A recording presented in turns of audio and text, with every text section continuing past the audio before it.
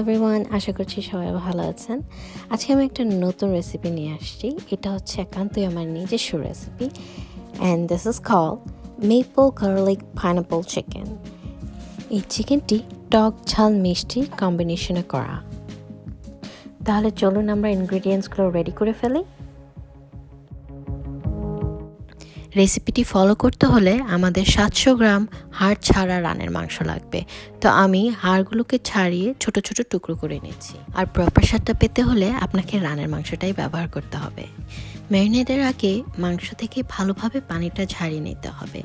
এরপর এতে স্বাদমতো লবণ, হাফ টিস্পুন গোলমরিচ, 1.5 টেবিল চামচ লেবুর রস, 1.5 টেবিল চামচ brown sugar, 1/3 cup cornstarch, 1/3 cup all purpose flower যেটা হচ্ছে ময়দা, সব ইনগ্রিডিয়েন্টস একসাথে করে আমরা মিক্স করে নিব।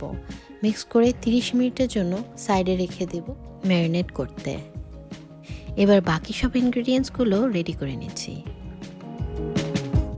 আমি এই পাত্রে সবই হাফ টিস্পুন করে নিয়েছি।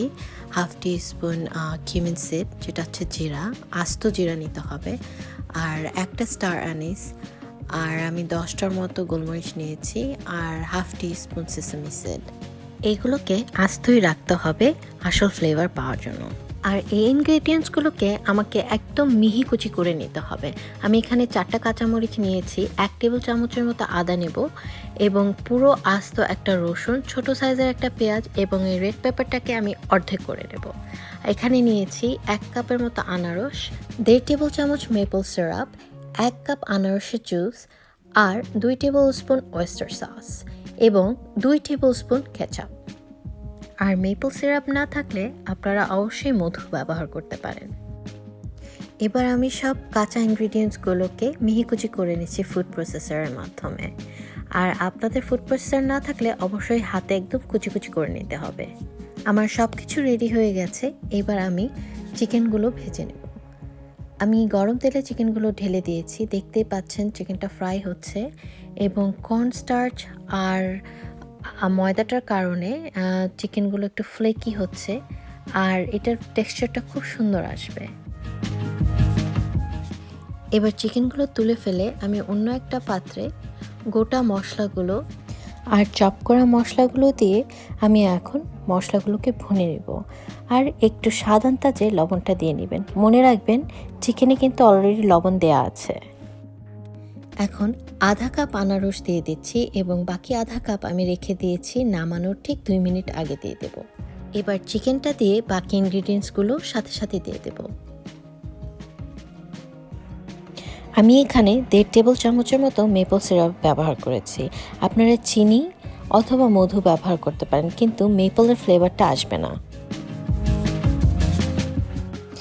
আমি এখানে আনারসের জুসটা ব্যবহার করার কারণে এক্সট্রা কোনো চিনি ব্যবহার করিনি, কারণ আমার জুসটাতে অলরেডি এনাফ চিনি আছে।